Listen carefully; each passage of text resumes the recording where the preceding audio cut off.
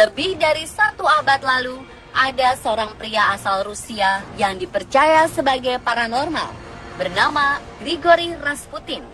Berkat kemampuan dan ketenarannya, ia menjadi dekat dengan keluarga dinasti Romanov.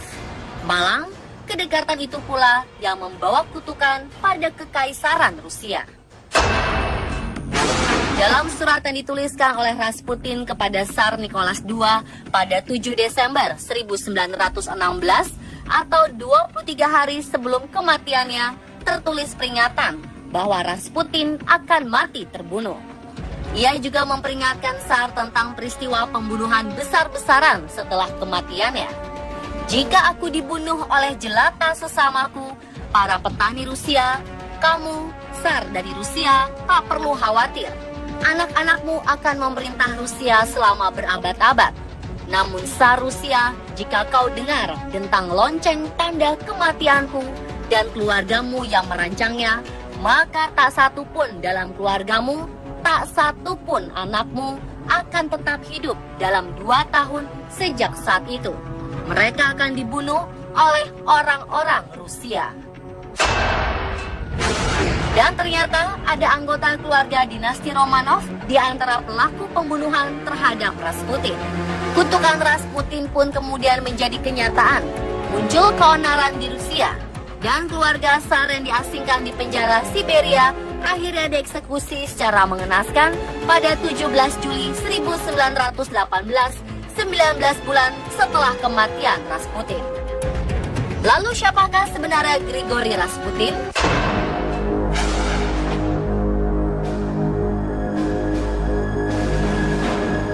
Grigori Yasimovich Rasputin. Hampir setiap orang Rusia mengenal pria kelahiran 10 Januari 1869 ini. Awalnya tak ada yang istimewa darinya, hingga pada suatu hari masyarakat di sekitarnya mulai merasakan adanya kekuatan gaib pada diri Rasputin. Saat itu, sekelompok petani berjalan mencari tahu siapa yang telah mencuri kuda. Rasputin yang sedang terbaring sakit di tempat tidur, tiba-tiba beranjak dari tempat tidurnya dan menunjuk salah satu petani yang dianggapnya sebagai pencuri kuda. Petani yang dituduh menyangkal tuduhan Rasputin dan memukul Rasputin karena tidak terima dirinya dituduh begitu saja. Hingga akhirnya perkataan Rasputin mulai menunjukkan tanda-tanda kebenaran. Pada malam harinya, 2 petani lain mengikuti seorang petani yang ditunjuk oleh Rasputin sebagai pencuri. Dan tuduhan Rasputin pun terbukti.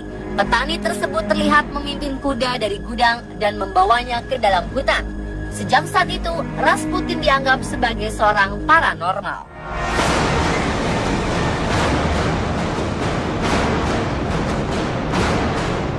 Sayang, reputasi Rasputin berubah saat beranjak dewasa.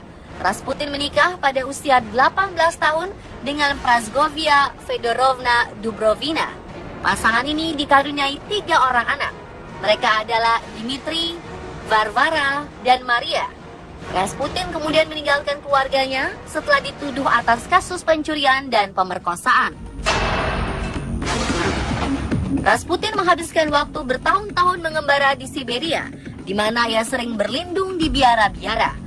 Pada tahun 1893, ia mengaku telah memiliki kebangkitan rohani setelah menerima visi dari Our Lady of Kazan, kemudian memanggilnya dengan sebutan Stranik atau pengemis pengembara suci.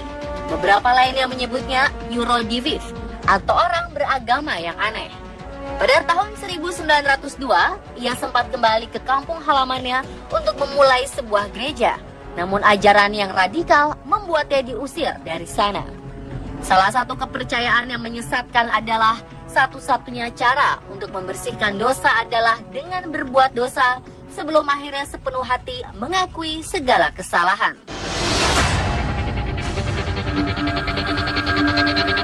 Setelah mengundang banyak perempuan untuk berbuat dosa, pada tahun 1903 ia dengan cepat melarikan diri ke Kiev. Di sana, Rasputin melunakkan ajarannya dan membuat otoritas gereja terkesan dengan pidato dan pemahaman kitab sucinya. Di tahun 1905, ia kembali mengembara ke Petrograd, ibu kota Kekaisaran Rusia. Dan sepertinya Rasputin datang di saat yang tepat karena skandal korupsi di gereja Ortodoks Rusia membuat masyarakat mulai mencari agama alternatif. Dengan mata dan suara yang bisa membuat siapa saja terhipnotis, ia dikenal sebagai paranormal sekaligus orang pintar yang dapat menyembuhkan segala penyakit.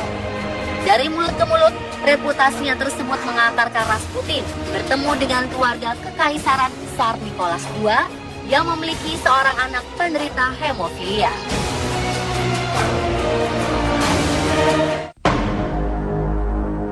Alexei Nikolaich, anak kesayangan kaisar berusia 3 tahun ini tak kunjung sembuh meskipun sudah mendapat perawatan dari dokter-dokter terbaik di Rusia. Namun saat Rasputin datang dan berlutut untuk berdoa di sisi tempat Alexei terbaring, beberapa jam kemudian sang ahli waris ini dinyatakan sembuh. Semenjak itu Rasputin mendapat tempat tersendiri di keluarga dinasti Romanov. Dinasti Romanov sampai memberikannya perlindungan 24 jam di bawah pengawasan polisi rahasia. Namun yang terjadi di luar dugaan. Ketika sedang tidak mengajar atau menyembuhkan, ia berada di bar. Ia juga masih belum berubah dengan tidak membatasi diri menghabiskan waktu bersama para wanita termasuk para bangsawan. Melihat kelakuan Rasputin, para polisi tersebut melaporkannya kepada Tsar Nicholas II dan istrinya Alexandra. Namun mereka menolak untuk mempercayainya dan menuduh laporan itu hanya untuk menyudutkan Rasputin yang dianggap sebagai penyelamat putranya. Pada tahun 1914, Perang Dunia Pertama pecah. Saat itu juga, Tsar Nicholas II pergi untuk memimpin perang dan berpesan kepada Rasputin agar menjaga Rusia keluar dari konflik yang sedang terjadi. Tetapi pesan Tsar Nicholas II seolah diabaikan. Dengan sikapnya tidak berubah ketika sang kaisar berperang, ia mulai memasukkan teman-temannya dan mengusir para kritikus. Tak sampai di situ saja, di luar istana kekaisaran, Rasputin mengaku sebagai seorang kaisar. Tak sedikit yang mempercayai ucapannya ini. Hal inilah yang kemudian membuatnya memiliki banyak musuh dan menjadi sasaran pembunuhan. Tapi tentu saja bukan perkara mudah untuk membunuh sang paranormal, karena Rasputin ternyata seseorang yang kebal pada racun.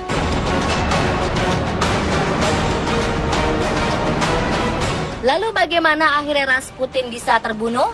Bagaimana kutukan Rasputin menjadi kenyataan? Berbagai versi menyelimuti kisah misterinya. Saksikan kelanjutan misteri kematian paranormal Rusia Grigori Rasputin esok hari di jam yang sama.